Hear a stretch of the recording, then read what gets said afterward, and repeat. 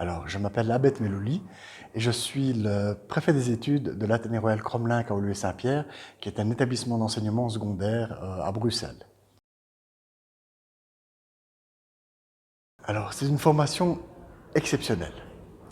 On pense savoir où on va et dès qu'on commence à entrer dans le vif du sujet, on s'aperçoit que le champ des possibles est tellement vaste qu'on a le sentiment que tout l'univers est à nous et que ce sont nos choix qui vont déterminer ce qu'on va pouvoir en faire.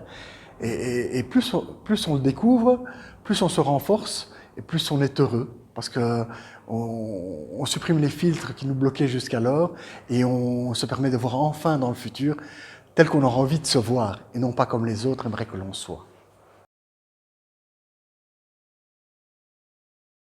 Rencontrer Michel et Nathalie, c'est une expérience incroyable. On découvre deux personnes et comme tout le monde, toute personne qui a suivi des formations, on s'attend à avoir des formateurs tout à fait traditionnels, classiques, avec de la théorie, des PowerPoint, avec des explications théoriques, etc. Et puis on arrive face à deux personnes qui vous disent, à la première séance, bon, il n'y a pas de PowerPoint, on vous recommande de ne pas prendre de notes, vous allez voir que c'est plutôt pratique et qu'ils vous parlent en métaphore. Et donc là, vous vous dites, alors, c'est quoi ce bazar-là? Et puis, au bout d'un petit temps, on finit par se prendre au jeu, on commence à réfléchir comme eux, et on s'aperçoit en fait que c'est d'une richesse incroyable, et que en fin de journée, eh bien, on est parti avec beaucoup plus de choses que ce qu'on aurait eu habituellement. Et le plus drôle, c'est qu'on continue à apprendre même quand on est dans son lit, qu'on dort. Ça serait beaucoup de reconnaissance à l'égard des formateurs, de leurs assistants, des participants qui, en toute franchise, toute honnêteté, toute transparence, ont partagé énormément et ont accepté aussi de recevoir des autres. J'ai envie de dire, je repars d'ici beaucoup plus grand que lorsque je suis arrivé. Alors, c'est tout en discrétion. On sait qu'ils sont là. Euh, on les voit venir au bon moment, quand ils sentent qu'éventuellement il y a quelque chose qui bloque un petit peu. Parce qu'encore une fois, on est dans la pratique. Et que le but, c'est quand même de nous permettre de prendre la bonne direction, ou en tout cas de comprendre pourquoi il est peut-être intéressant de changer de direction en cours de route. Et c'est très agréable parce que c'est pas invasif. Et on sait aussi qu'on a un petit filet de sécurité quand on a un doute, quand on a une hésitation. On est nombreux, les expériences sont variées.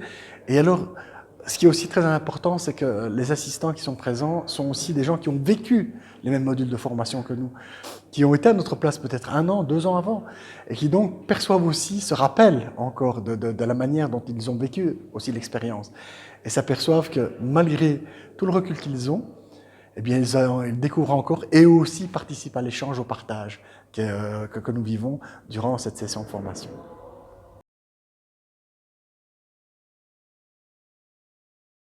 Il faut être honnête, mon premier objectif, c'était d'abord d'un travail sur moi. Mais aujourd'hui, je m'aperçois que c'est un outil qui va me servir énormément au niveau de mon relationnel dans mon métier.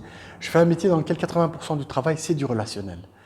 Et je m'aperçois qu'aujourd'hui, les 20% qui me paraissaient être les 80% et qui correspondent à l'administratif, le financier et autres, en fait, sont tout à fait secondaires. Si le relationnel est géré avec autant d'intelligence que la PNL permet d'y arriver, je pense que les choses vont aller d'elles-mêmes. Et à partir de ce moment-là, bien évidemment, le succès ne peut qu'être au rendez-vous. Et j'ai envie de dire aujourd'hui, c'est vraiment le positionnement que je change. Et je voudrais prendre pour cela une métaphore, puisqu'on est un petit peu dans ces métaphores. Le directeur d'une école, il se voit un peu comme un tennisman sur un terrain de tennis, et en face de lui, on met une première machine à balles. La première machine commence à tirer. Puis au bout d'un petit temps, on met une deuxième machine à balles.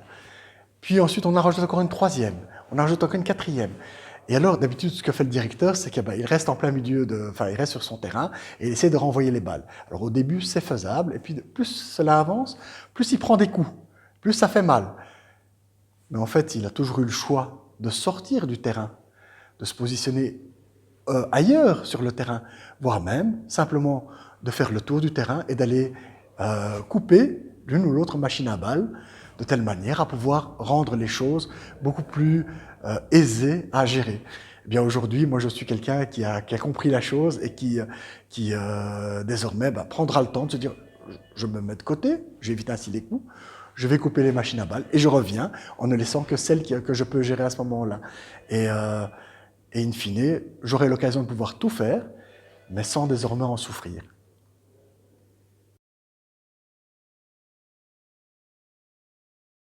Alors moi, c'est l'opportunité de changer un peu de cadre. D'habitude, quand je fais des formations, je suis avec des collègues, des homologues, ou avec des personnes issues du même monde professionnel. Ici, c'est l'occasion justement de rencontrer des gens issus de différents domaines.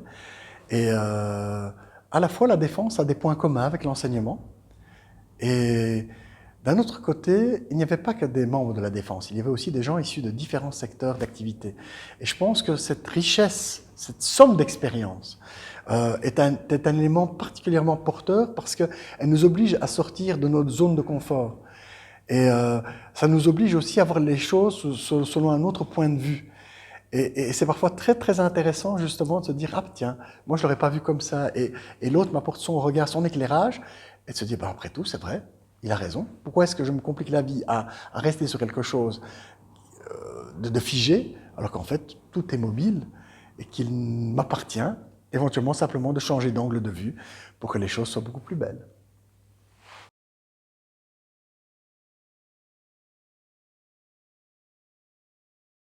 Il faut savoir que ce n'est pas la première formation que je fais avec nos amis de l'école royale militaire notamment. Et donc le projet Afrique est déjà quelque chose sur lequel on a déjà eu l'occasion de pouvoir participer.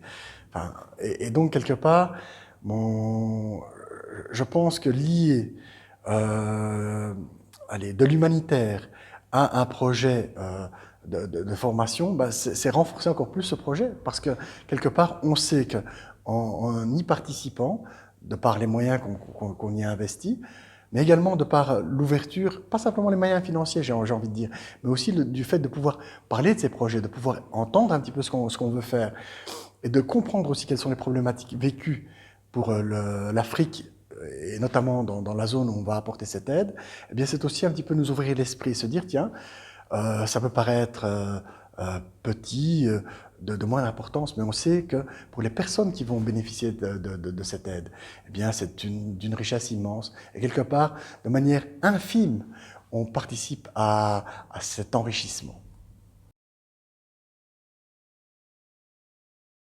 Alors, je ne dirais pas que je la recommanderais. Moi, si ça tenait qu'à moi, on devrait l'imposer. Je pense sincèrement qu'aujourd'hui, c'est quelque chose, allez, ce type de formation-là, donné sous cette forme-ci, j'insiste aussi sur ça, donné sous cette forme-ci, selon vraiment l'approche que Michel et Nathalie font de la programmation neurolinguistique, mais également sur base des enseignements de Branders qu'ils connaissent très très bien, j'ai envie de dire oui. C'est quelque chose qu'on devrait même imposer. Ça devrait presque être réglementé et dire voilà, vous n'avez pas le choix, vous devez tous y passer.